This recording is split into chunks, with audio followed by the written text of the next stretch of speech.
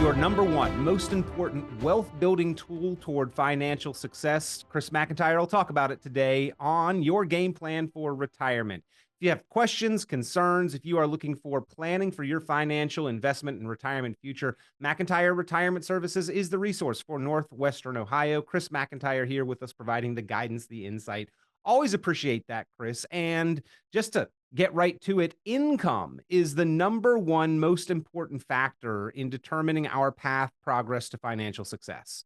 Yeah, without question, Peter. The number one concern for the retirees is running out of money. And you and I have done the show here for many years, and running out of money is one thing. We're all right. I don't have any more money in my 401k, for example. Running out of income is another thing, right? Because you could still have your pension, your Social Security. If you've done your own annuity, you still have the income coming in as well. So, I would say the number one concern for most folks is running out of income, basically. We will be talking more about it today, how to utilize it effectively during your working career, how to plan to maximize and optimize your income and do so in a sustainable way into and throughout retirement. We'll also be talking about debt and credit and budgeting and spending. So all that goes into the foundation of your financial success. And Chris, a lot of people feel like they are fairly confident with their income, like they've got control over their money. And that's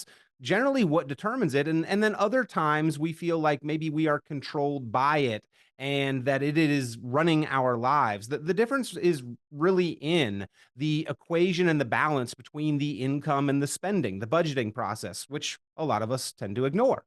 Yeah, and our got to throw our government under the bus. We can't do what they do and spend trillions that we don't have. We all have to live by a budget, basically. And as I'm just turned 59 years old, and you start thinking more and more about, all right, you understand what people deal with as you get older, right? Because you're getting older along with them, and things you didn't worry about, aging parents and whatnot. So, but understanding, saying, all right, somebody may make $200,000 a year and then they retire, and all of a sudden they're living off of their Social Security, for example, and maybe making a withdrawal on their 401k. But, so let's say they're pulling $30,000 out of Social Security. Chances are they're not going to take $170,000 out of their IRA, right? They probably don't have that kind of dollars in there to sustain that. So, there is a reality check of saying, all right, I need to go from paychecks to playchecks, like our friend Tom Hegna would say. And, in that emotion that you deal with when all of a sudden the income is cut off, it's certainly a gut check for millions of retirees every year. Well, you've got to plan the retirement income carefully. You got to maximize the Social Security. There's an order of operations. There is a way to optimize the withdrawals that you make from your retirement and investment accounts. So we'll talk about all of that process and getting the plan mapped out and in writing today with Chris McIntire on your game plan for retirement. But of course, if you've got questions or if you'd like to take advantage of that complimentary retirement planning review and strategy session, pick up the phone and give a call, 800-868-1194. That's 800-868-1194. 800-868-1194 is the number to call. Chris, it is really having that paycheck that gives us the ability, it's the tool to make financial progress during our working career. And most people, when given the choice or option, opt for the consistency of the paycheck. Well, certainly life can get disrupted if we do not have consistency with that paycheck. Yeah, no question, Peter. And, we have hundreds of clients that we create income portfolios for. And, the reliability and the steadiness of income is certainly provides some peace of mind for millions of Americans. And, I think probably a good example would be, you take your teachers, for example, right? Teachers have typically nice pensions, at least here in the state of Ohio, right? They have pretty good pensions if they put their time and years of service in. But they might not have a big fat $1 million 403b, for example, because they're funding a pension. Okay. And, so for them, that transition into living off of that budget is probably easier than somebody that said, hey, I'm going to take a lump sum of my pension that I was offered and I'm going to create an investment portfolio because look, we get the ups and downs of the stock market, you know, and then what we do is help people say, look, here's some other alternatives we can look at. You know, we can take this lump sum pension payment, you know, we can get you a good, safe and secure annuity with a guaranteed income that you can choose to take, you know, immediately or several years down the road. Again, many different sizes, shapes and sizes there. But in our practice, we typically are going to use, not typically, we are going to use an annuity that is safe and secure, backed by the claims paying ability of the insurance company, obviously, but that is not subject to negative movements because of the stock market like a variable annuity would be. We choose not to utilize those. Yeah, Chris, teachers famously, notoriously, justifiably talk about being underpaid, and I completely agree. They're literally taking their lives in their hands in the classrooms these days, and then oftentimes coming out of their own pocket to buy simple classroom supplies. I don't believe that to be right, but there is something to be said for retiring from a career and then continuing to get paid. Having that pension, right, is not just the income during the career that we're talking about. It is the income thereafter and during retirement that a lot of us have to go out and recreate privately. We have to try to replicate the security and the confidence that a pension brings on our own these days, because it's not that we don't need an income the day after we retire. It's that we don't have an income the day after we retire. We don't have that paycheck or pension. And you know, Social Security is a piece of it, but only a piece. So that is really what you're talking about here in helping clients to map this out and to create that kind of consistency, dependable pension-like stream of income, trying to replicate that quality into and throughout retirement. Sure. And, you know, and things have changed so much now that, you know, the Congress has, you know, made legislative changes to allow people to fund their own annuities inside their 401k. That's how extreme this concern is that for millions of baby boomers that haven't saved, you know, and done enough investing, of saving for their retirement, that investors and employers working right now, or employees, I'm sorry, working right now, you know, have the ability in certain plans to fund their own pension inside their 401k plan. That's how huge this concern is. And, you know, it's the law of unintended consequences. What was his name? Herbert Whitehouse. He was the gentleman that I think created the 401k for one of the big Fortune 500 companies. It's early in the morning. I can't think of the company he worked for, but his goal was, you know, look, let's create this additional savings vehicle for our employees and it will supplement their pension. And then as time went on, the corporate accountant said, well, geez, let's just put money in their 401k and stop funding the pension and look at what we can do for our the books of the corporation. So, you know, sometimes the law of unintended consequences can sting a bit. Yeah, and Chris, I mean, when an employee does capture a match that's available, right, is that the burden on the company probably is about the same. They were putting a little money away, except they were doing it for all employees. And for the most part now, we only capture that match if the company offers it. And if we put some skin in the game, it really has put more of the onus and the responsibility for saving for retirement on our own individual shoulders. Make sure that if that match is available, at the very least, we are capturing that to try to replicate what the pension once offered.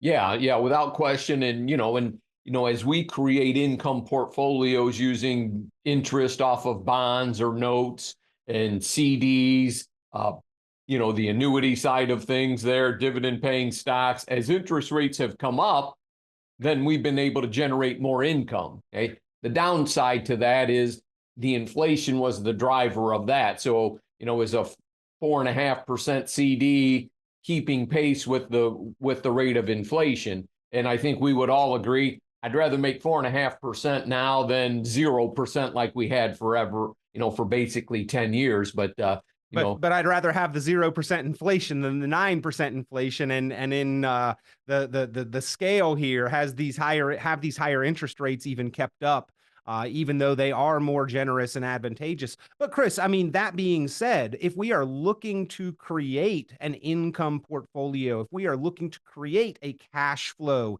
in retirement, really now is as good a time to be looking at this and to try to structure that portfolio as we have ever seen, or certainly in the last 15 to 20 years. Now is the time to structure that income plan for retirement.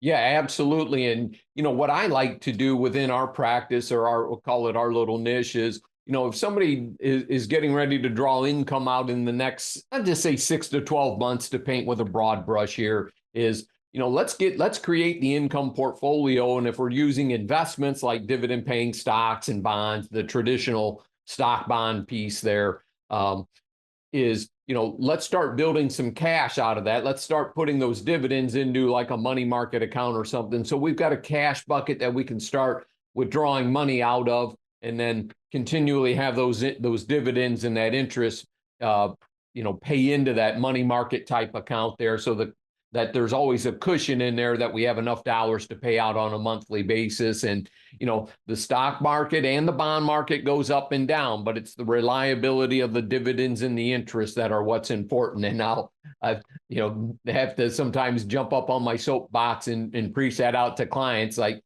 yep, the price of stocks may have gone down on your dividend portfolio, but the dividends are still the same. Yeah, it is a piece of an income portfolio, but generally, Chris, that is not what should sustain. That should not be the foundational piece of the income portfolio. It is a supplement or complement. It works in tandem with other pieces, correct? That is absolutely correct, Peter. Bring up a good point there. And I'm gonna hit back on that inflation piece there, because you brought up a good point. The rate of inflation is slowing down, but it's not like we reversed the 9%. That's still there. Everything went up 9%, 4%, for several years, and we're still, we still have to pay all those additional costs. They're still there, even though the rate of the increase is coming down. That's all.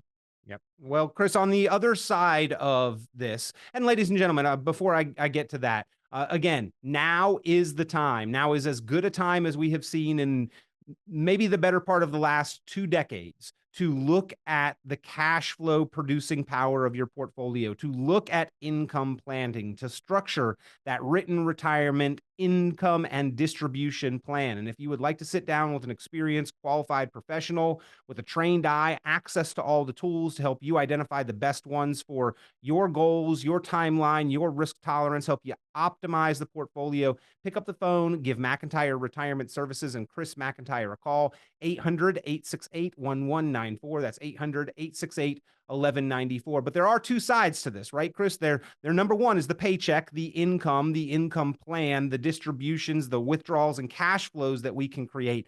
On the other side, and maybe something that we could control a little bit more, but we tend not to, is the spending and the budgeting and how much is actually going out, the outflow, the expenses that we have. Some of them are going to be requirements, right? Subsistence, but we tend to have this lifestyle component in our budget that is rather expensive as well. And I know that you deal with a lot of people that, whether you want to call it lucky or hardworking or blessed, have been in a situation where they have not had to necessarily pinch every penny and stretch every dollar quite as much during their working career. But for that same description of individual, Chris, isn't the lifestyle that they are accustomed to generally that much more expensive, and therefore the shift when they walk away from the paycheck that much more significant? Yeah, without question. We'll kind of call that the wants and the needs. Sometimes have to be revisited. The wife wants to go on vacation, and the husband says, "Well, I need a new car, or truck. Let's be the stereotypical piece." Sounds like two different wants there in reality. Yeah, exactly. And and that's where you have to balance that out. And we've talked about before. Look, the markets have done well. They've recovered since 2022, and clients have significant gains in their account. So, is this a good time to say, hey, we've done well, we've got some extra cash here in the investment side. Can we pull a little bit off and take the trip that we always wanted to? Yeah, you certainly make that rationalization. That's a better time to do it than, well, the market's down 20%. Should we hold off on $20,000 overseas trip or something like that that you wanted to take. So, I mean, that's where you have to have some of that flexibility in there. And, it doesn't have to be a vacation. Maybe that's when you buy your car or you accelerate payments on your mortgage to bring the loan down if you wanted to. But Chris, part of your service for clients is making sure that they've got the ability to spend, right? And when somebody comes in and they say, I think I spend close to $5,000 a month or whatever the number is. You have to be aiming for the right target in order to hit the mark, right? You really have to dig in and have a better understanding. So do you encourage people to review and examine and evaluate the budget as they are planning for the transition and ramping up toward retirement? Yeah, without question. It's nice to be able to do some pre-retirement planning for, because then you can start building in the contingencies ahead of time if you want to create, what we call a safe money strategy that may include an income element in it as well, and give you a buffer from, stock and bond market type volatility and say, all right, well, boy, I'm glad, that we created this strategy ahead of time, versus after the fact, if you will. And, now's the time we're kind of revisiting some of that with our clients as well, saying, okay, hey, we've recovered coming out of the 2022 side of things here. Maybe we want to create and look at at a safe strategy now that we've recovered some of the value from the volatile 2020 year of 2022. Sorry. No, it was a rough year, 2022, and now it's more than a year past, but that was historically one of the worst years for asset allocation and the bond market in particular, and what was considered to be the safer, more conservative side of the portfolio actually had one of the worst years on record. Chris, that's kind of a shock to the system for the person nearing retirement who thought that they had a balanced allocation or maybe was using one of those target date funds. Yeah, without question, and when you deal with a lot of retirees, they've got a bond component typically as a majority side of the portfolio there. And then you have to explain to them, say, part of this is just an interest rate cycle and it'll come back on the other side of it. And, right, I think we're probably through the interest rate increases and we're all waiting for the interest rates to be cut, which would bode well for bond prices going forward as well. And they've had a, pretty significant recovery through 2023, essentially, especially the last half of 2023 when they announced that they're probably going to do a wait and see and then maybe eventually cut interest rates. That's good for income producing asset classes like dividend stocks. That's good for, bonds that pay interest, because the reason that is if they lower interest rates, and let's say they lower them by 1%, for example, okay? Well, any bond out there that is paying more than the current interest rate becomes worth more money because it's paying a higher rate. So on paper, it looks like if you sold it, you'd get more money out of it versus the other way around when new bonds are paying more interest than old bonds. Yep. And speaking of those interest rates, we do expect that rates will be cut, but Chris, the Fed has recently come around and said it may not be as soon or as fast as what was originally forecast, right? Yeah, that is correct. And, look, everybody was waiting for the recession to hit in 2022 after 11 interest rate increases. It hasn't hit. We're into 2024 now. So all of the, the naysayers and, they're not necessarily naysayers. Everybody essentially thought we would have a pretty significant pullback in the economy. We did not have that. Now we're all thinking, hey, they're going to cut interest rates starting in March. Well, we're well into April right now and they haven't happened yet. So, what they say and what they do can sometimes be two different things. And that's why predicting, portfolio performances is so very difficult to do because there's so many variables out there. That's why it's important to build that portfolio around income or around growth. And, so you can ride through the volatile times that are naturally going to occur in investment performance. Well, again, we are talking with Chris McIntire, Northwestern Ohio's resource for that, a common sense approach to planning to optimize your financial future. And he's got access to all the tools and he will help you to put a written game plan for retirement together. All you got to do to take advantage, to take to take that opportunity, pick up the phone and give a call. 800-868-1194. That's 800-868-1194. 800-868-1194. Chris, going back to the spending side of things, I know a lot of people don't like the terminology budget. It feels very limiting, very confining. So as you are helping to define the retirement plan and projections, as you are aiming for that target for what your client needs to spend, you're talking more about a spending plan, some guardrails there so that they know what they can spend, that they can enjoy themselves in retirement, that they can do things, but also that they're not overspending and risking running out of money in later years, right? Yeah, absolutely. And, and it's critical now because today's retirees are very active living people. They're not necessarily going to want to shut down and sit on the proverbial rocking chair on the front porch. They're wanting to spend winters down south in different climates, go see family members, do some travel, much more active than, what we kind of grew up thinking the traditional retirement was.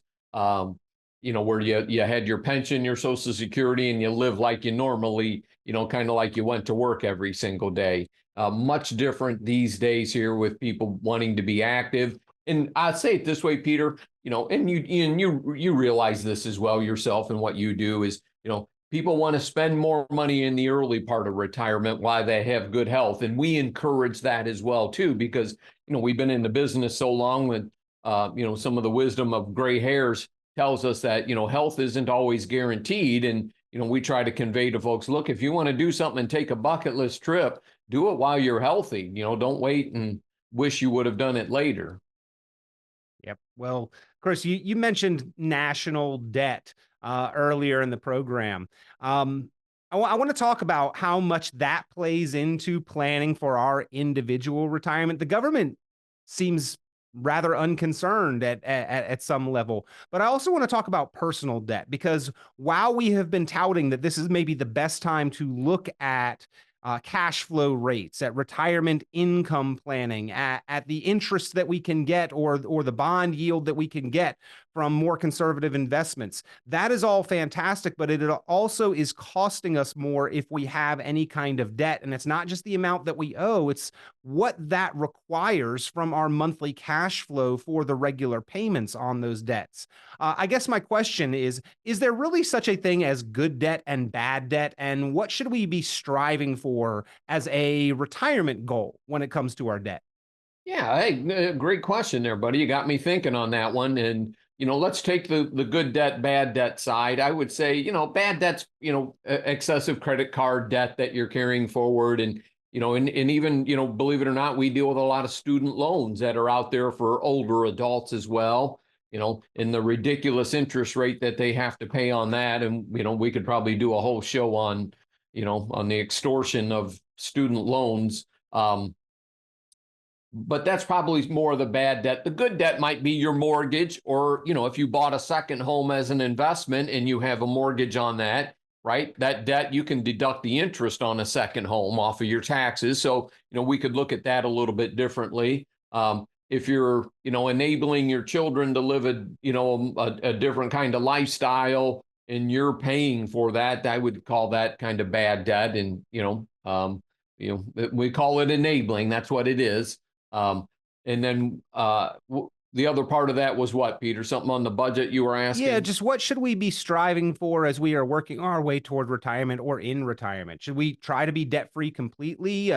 Is having a mortgage today more acceptable than it once was? Yeah, like, my wife and I built a house in 2018 and we have a mortgage on our home yet. And, but it's 3%, so, look, if I've got take that principal amount of money and throw it in a CD making 5%, and I'm paying 3% on my mortgage, I'm 2% ahead of the game, and you could factor taxes and that stuff in there as well.